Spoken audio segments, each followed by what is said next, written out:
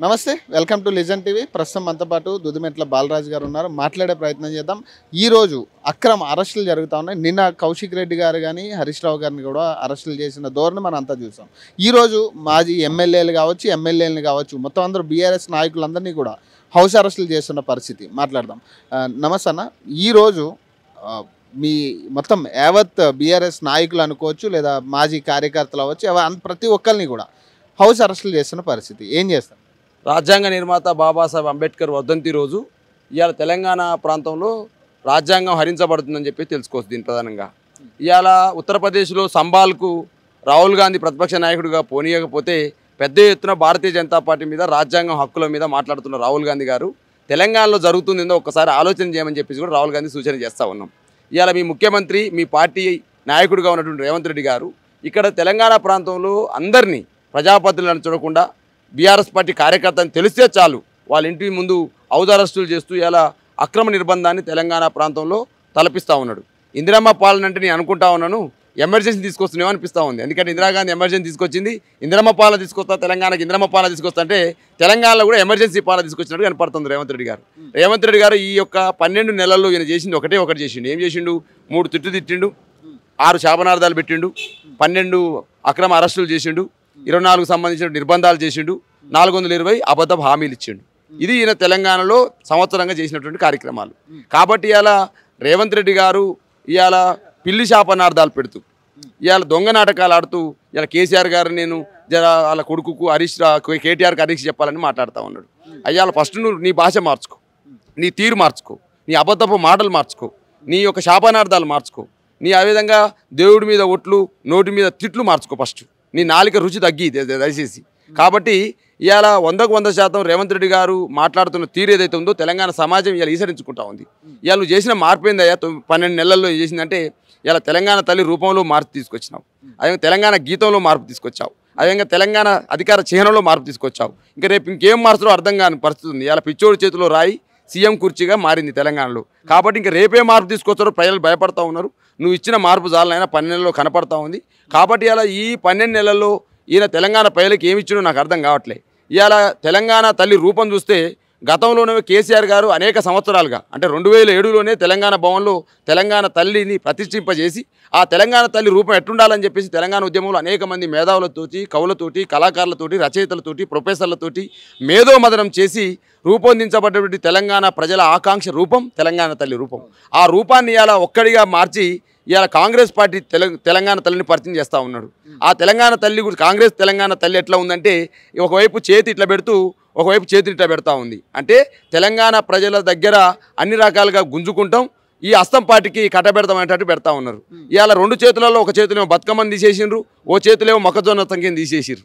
ఇవాళ తెలంగాణ పంటల్ని తీసేసినారు, తెలంగాణ ఆత్మగౌరవానికి సంస్కృతి చిహ్నమైన బతుకమ్మని తీసేసినారు. ఇవాళ తెలంగాణ తల్లికి రూపమైనటువంటి ఏదైతే గద్వాల, పోచంపల్లి చీర రూపాన్ని కూడా మార్చేసిండు. ఇలా ఆ రోజు తెలంగాణ తల్లిలో కోహినూరు వజ్రం ఉంది. బంగారు దేవతకి ఎట్లయితే తెలంగాణ తల్లికి ఎట్లా ఉండాలో బంగారు దేవతకి ఎట్లా ఉండాలో కిరీటంలో కోహినూరు వజ్రంతో పాటుగా అద్భుతమైన బంగారు కిరీటం ఉంది. అదేవిధంగా పోచంపల్లి గద్వాల నేత కార్మికులు తయారు చేసిన చీర ఉంది, దానికి జరి అంచు ఉంది. అదేవిధంగా కరీంనగర్ కాలి మెట్టెలు ఉన్నవి. ఇవాళ బతుకమ్మ రూపం ఉన్నది, సంస్కృతి రూపం. అదేవిధంగా మన తెలంగాణ రైతులు పండించే మొక్కజొన్న పంట ఉన్నది. ఈ విధంగా తెలంగాణ తల్లి రూపాన్ని ఆ రోజు మేము రూపొందిస్తే ఇవాళ కాంగ్రెస్ తల్లి రూపాన్ని తెలంగాణ ప్రజలు పరిచయం చేస్తూ ఉన్నాడు. ఇలా అనేక గ్రామాలలో, వేలాది గ్రామాలలో, వేలాది ప్రాంతాలలో ఇలా తెలంగాణ తల్లి రూపాలను ప్రతిష్ఠింపబడే తెలంగాణ గుండెల్లో మరి ఇలా కొత్త రూపాన్ని ఎందుకు తీసుకొస్తున్నాడో నాకు అర్థం కావట్లేదు. ఇవాళ కేసీఆర్ గారు చేసినటువంటి దాన్ని ఆనవాళ్ళు తీసేస్తామంటే తెలంగాణ తల్లి రూపాన్ని తీసేయడమా? కేసీఆర్ ఆనవాళ్ళు తీసేస్తామంటే తెలంగాణ గీతాన్ని మార్చడమా?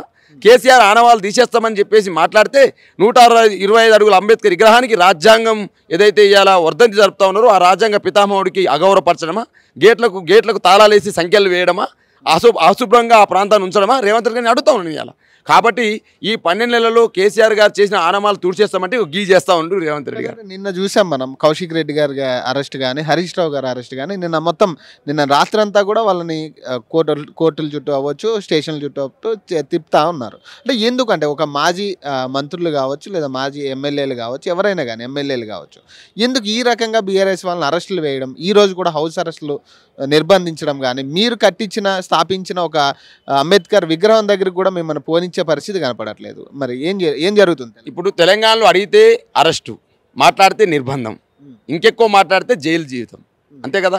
ఇవాళ గిరిజనులను చూడకుండా, లగచర్ల సంబంధించిన దళిత మహిళలను చూడకుండా ఇష్టం వచ్చినట్టు తాకరాని చోట తాకి అర్ధరాత్రి పూట వెళ్ళి ఒక రాజ్యాంగేతర శక్తిగా ముఖ్యమంత్రి బ్రదర్ ఎవరిస్తే దాన్ని ఎవరు తప్పుపడట్లేరు.